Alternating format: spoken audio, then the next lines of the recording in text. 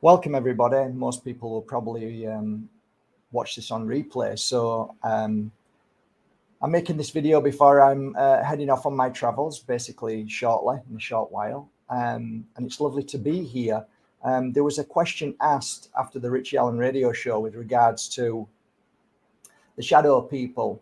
And do I have any information on the shadow people? It's something which is known in certain circles. It's not a huge topic of conversation because I don't believe it's ultra relevant to our path and journey. However, it does exist, and I do believe in the existence of entities that are not of this world but are of this world.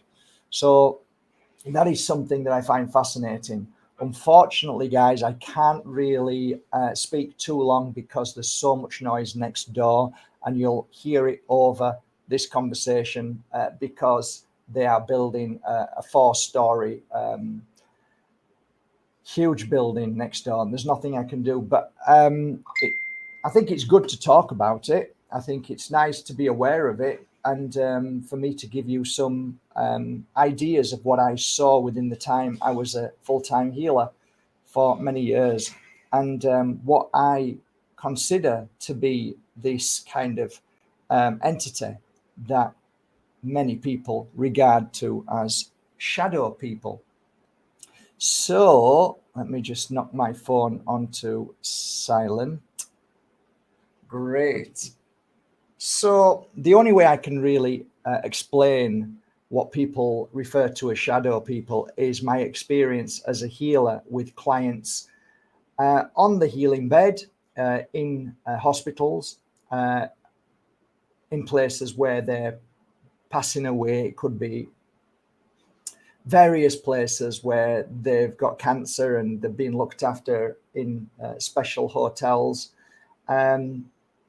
Also,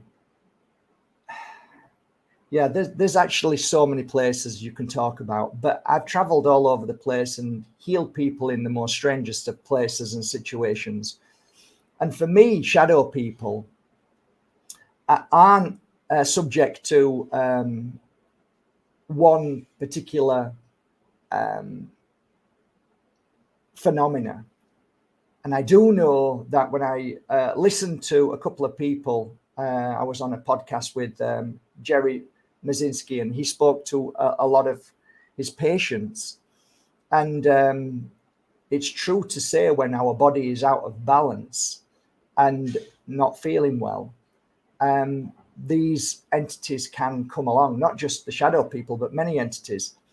I often used to sit down and meditate, and I used to ask Spirit, why is it that when we are in complete chaos in our body, when we are out of balance and out of sync, why is it that we're so prone to entities? And I always remember this. It was strange because as I was meditating and asked the question, my visualizations were normally a representation of Spirit giving me communication, not verbally, but so my third eye would open up and I could see certain things. And I remember asking this question because I saw what I believed was somebody who walked past me as I was giving a healing session in the Costa del Sol hospital. And I turned and nobody was there. And the shadow, I thought, was 1 or 2 or 3 people. So I thought I saw numerous shadows together. And Jerry, actually, it was funny because Jerry mentioned that they often come in pairs or more than one. And that kind of like inside, I'm like, God, yeah, I totally know what you're saying. So that's a side note. So what did I receive? What was the information that the spirit world gave me? I was looking upon the prairie, and on the prairie there were human beings that had been starved. They starved to death, and there were 1 or 2 of them were nearly nearly dead, but weren't quite dead, but 2 or 3 people around them were dead. This is what I was looking at. And then my eyes, from looking at the prairie and these people dying, my eyes lifted up and looked above these people, and there were vultures, like 5 or 6 or 7 vultures flying around. And that was it, that the visualization just disappeared. So that was the information I received from the question of asking, what are shadow people? Interesting, eh? So what would you make of that? To me, I made of it that when our body isn't physically strong, when our mind and spirit isn't connected as it should be, so the bodysuit is here and the spiritual is here, and it fits like a glove and it works so well. Now we know as a fact that the darkness weaves its evil into people and makes them believe certain things. And I believe that the shadow people are part of that darkness.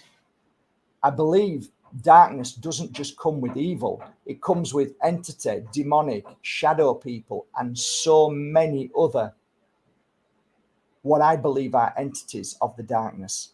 And they all represent something very different in and around whatever their victim or prey or food is, or energy. So if you are mentally incapable of being balanced because somebody has said to you, you need to take this medication, as soon as that happens,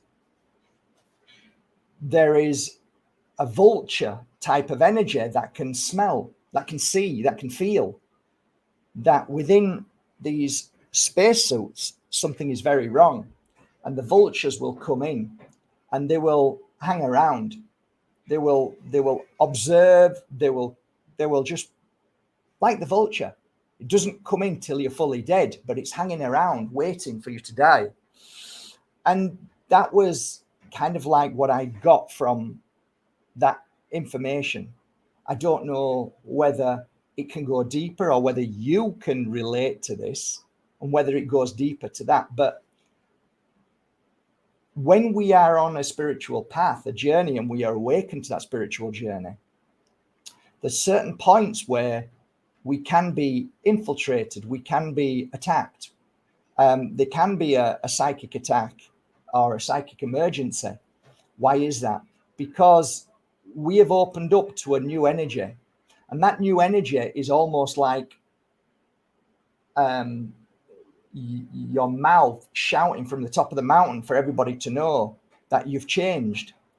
And when that happens, certain people, certain entities can feel that, and they can take advantage of that.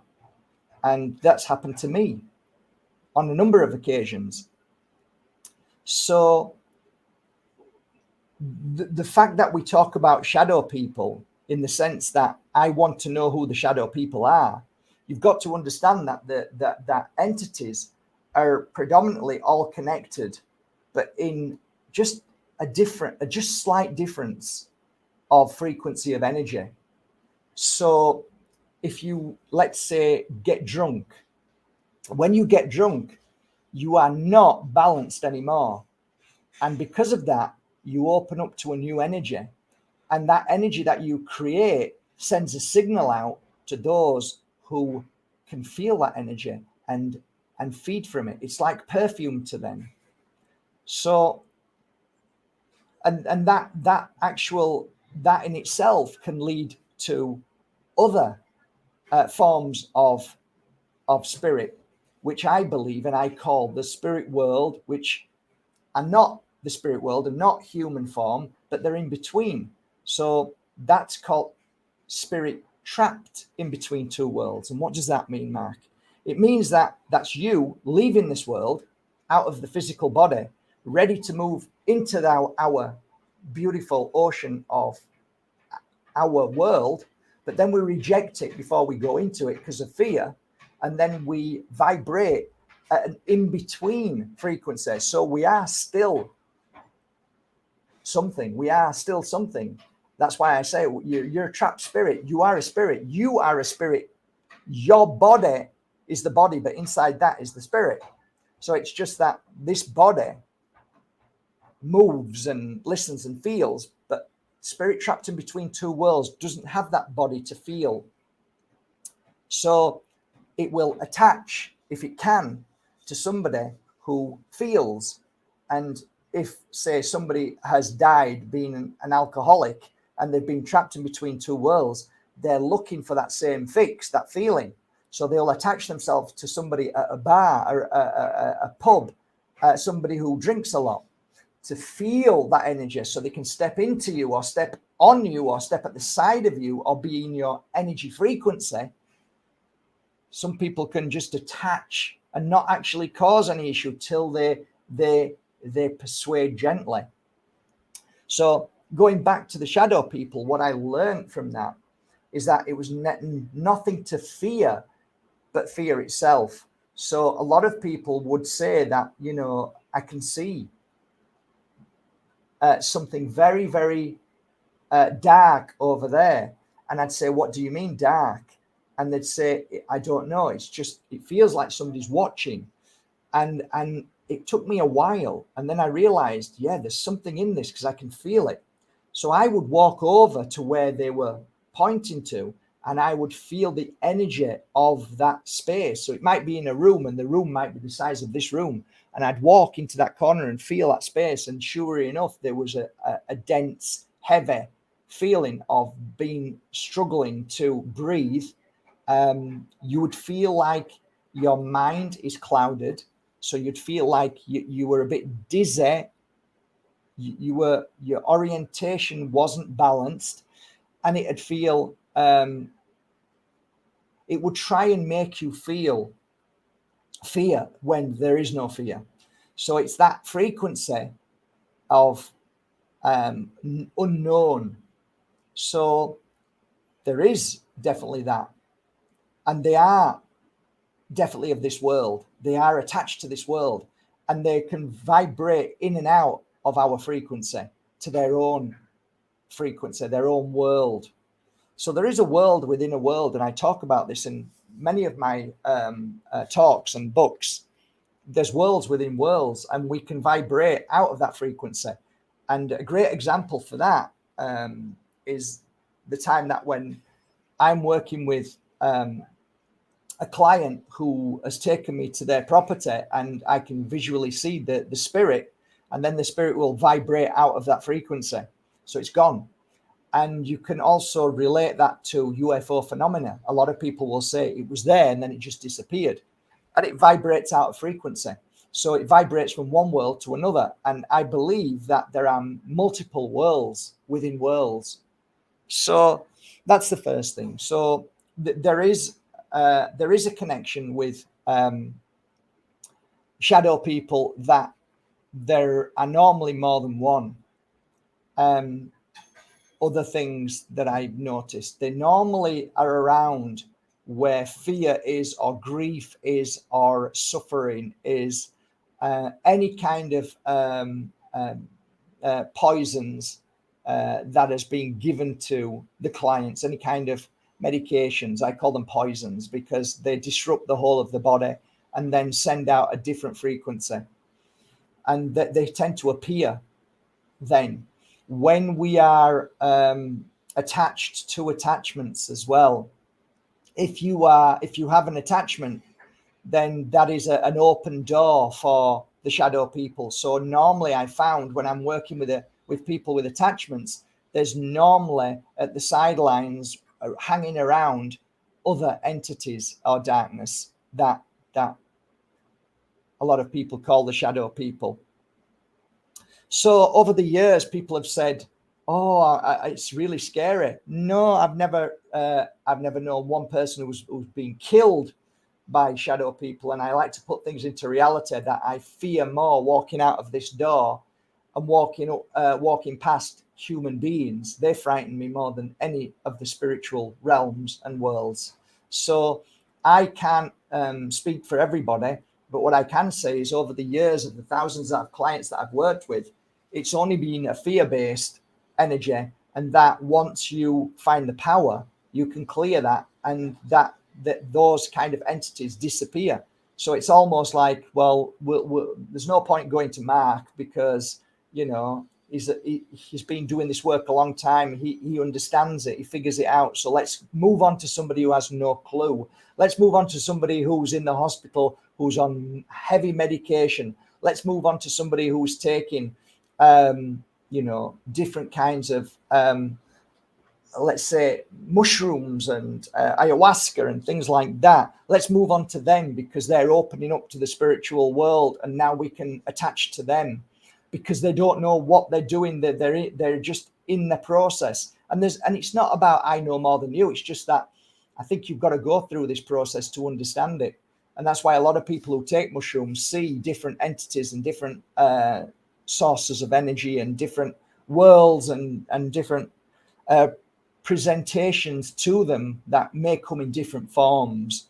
So that's fascinating as well. So my understanding on shadow people is very limited because I didn't place too much focus on it, because it never really affected my clients in the sense that once we strengthened the client and their body healed, then they disappeared. It wasn't there.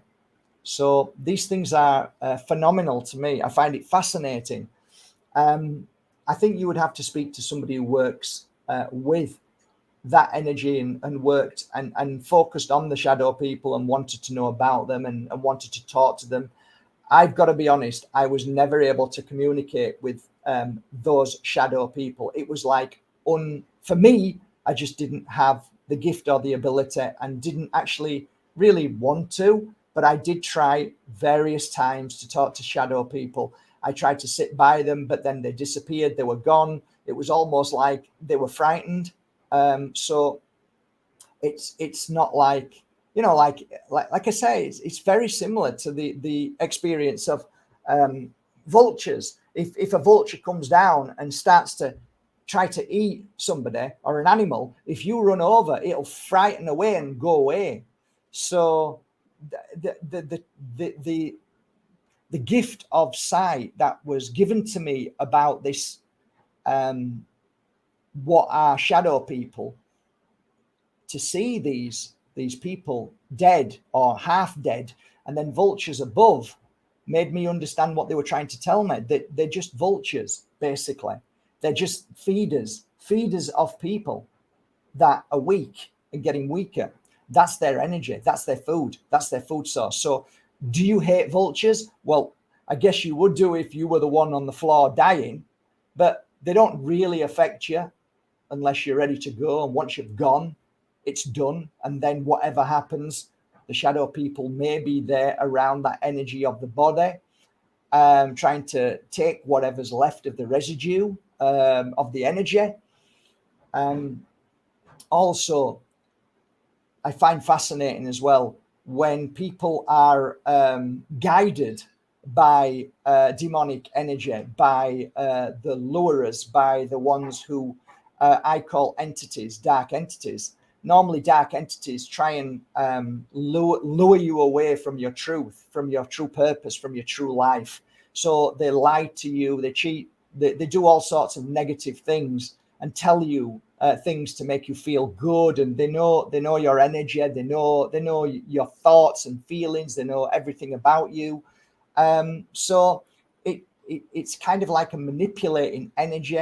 So that's, again, fascinating to me when you have that kind of attachment that tries to make you think that this is your thought when it's not your thought. So what I don't know about other people. What I saw is that there was never a shadow person on top of my client, even at whatever stage they were at, whether they were on drugs, whatever, whether they came in here and they were screaming, they got demonic energy. That there is a difference between a heavy demonic energy, attachments, many different attachments, and the shadow people, those that lay amongst the shadows. My thoughts, really, to summarize on this short video, is that there are different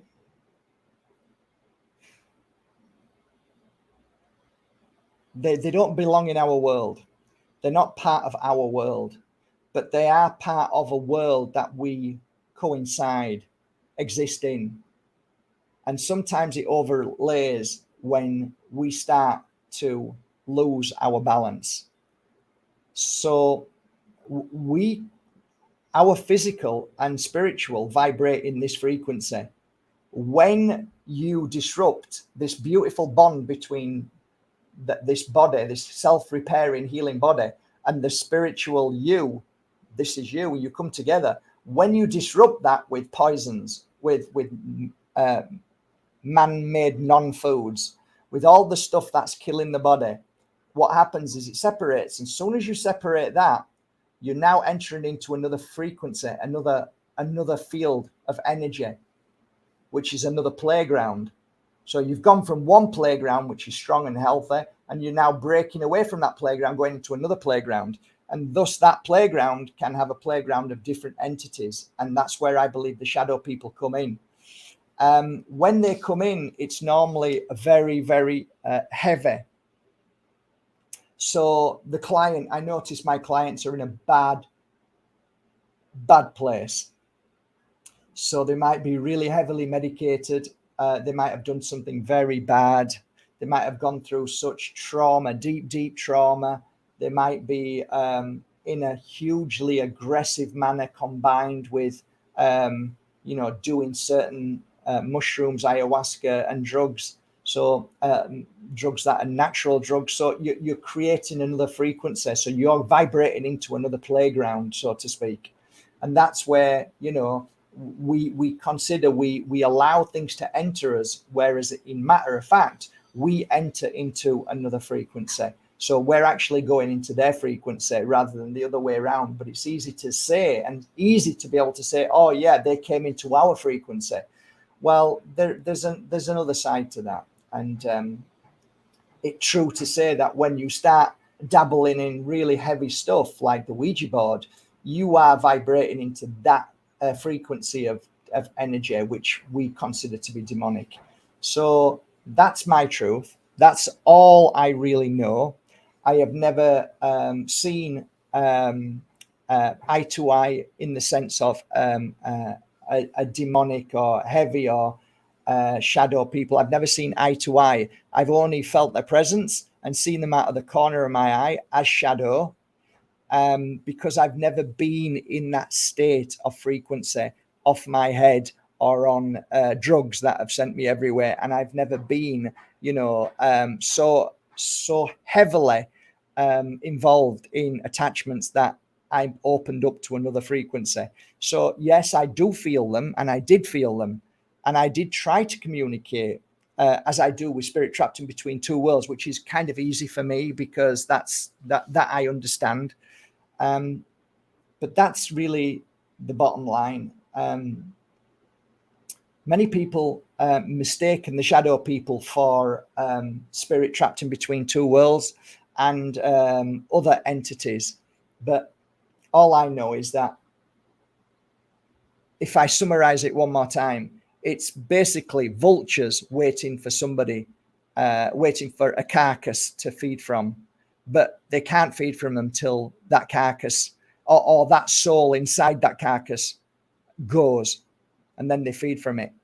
So like I said, the only thing I could think of is and feel is, could they come to that body once the spirit has left? Could they feed from the residue? So there may be a residue of energy still attached to that body. And I think a lot of people make the mistake, and or maybe they don't, maybe they're right and I'm wrong.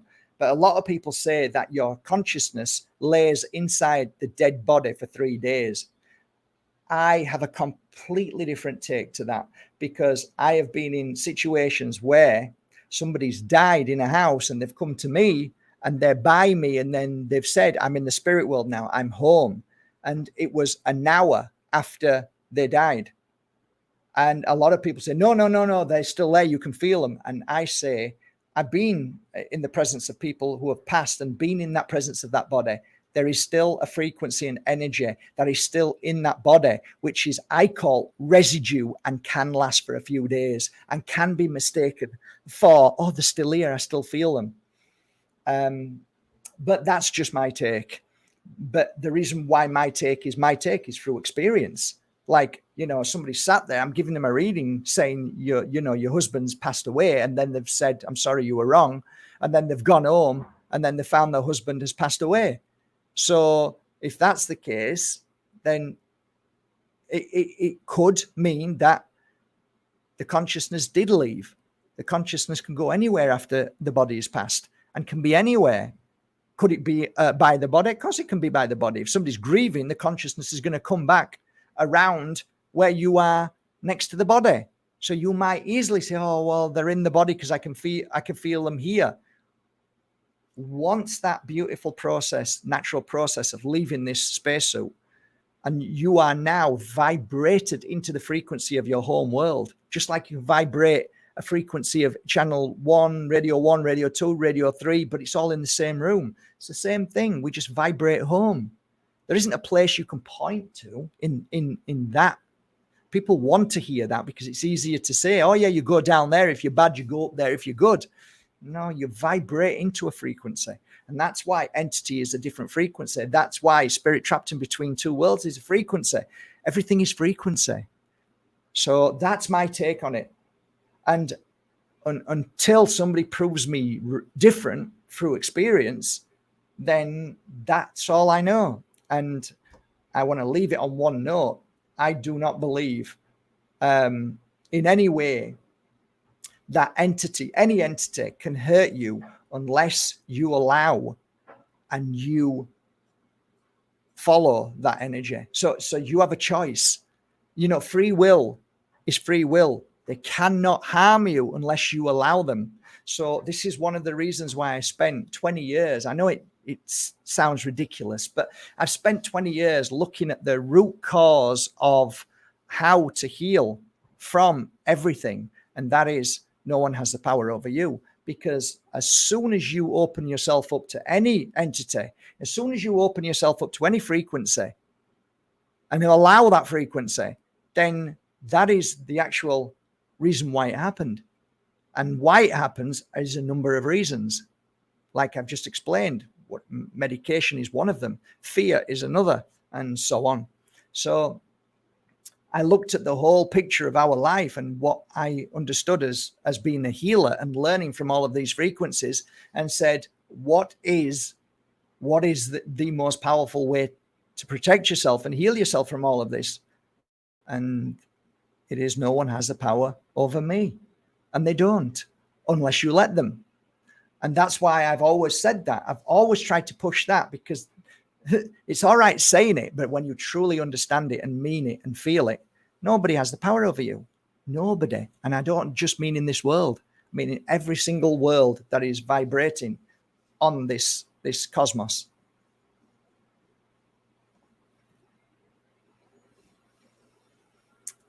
So that's it, really. I'm going to go to Bali now, and I'll see you in Bali, guys. Hope you enjoyed this little short brief, and I hope it hasn't upset you, because I've given you the answer to all of it. No one has the power over you. And if you say they have, then that's because you've let them.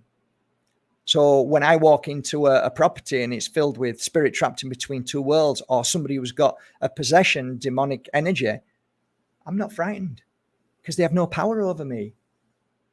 None at all. And that's the power of your consciousness. So you let them in. You tell the world that you're not good enough. You tell yourself that you can't afford anything. You tell yourself you're not strong enough. You tell yourself you're not your own guru. There you go. You're not, because that's what you're telling yourself. Yourself only listens to the command of what you say. So change that today. No one has the power over me. I am healthy. I am strong. I am powerful. I am all seeing. Keep saying it. And the more you say it, the more you'll find that within you, you will become that what you say. I am healed. I am a healer. All right, guys. Have a great day. Love you all. I think I went a bit too short on a haircut. All right. Anyway, love you all. Bye for now. No one has the power over me. Repeat this daily as your mantra, and you will find your life changes dramatically. But you've got to mean it. You've got to mean it. Look at me. Say it. No one has the power over me. Mean it and say it with conviction and truth. Don't just repeat it, mean it. There's the key to the real powerful rituals that are created every day. Words are spells. So create a beautiful spell today in the most powerful way. No one has the power over me. Love you all. Bye, guys. 77 beautiful souls. Love you all. I mean it. See you in ballet.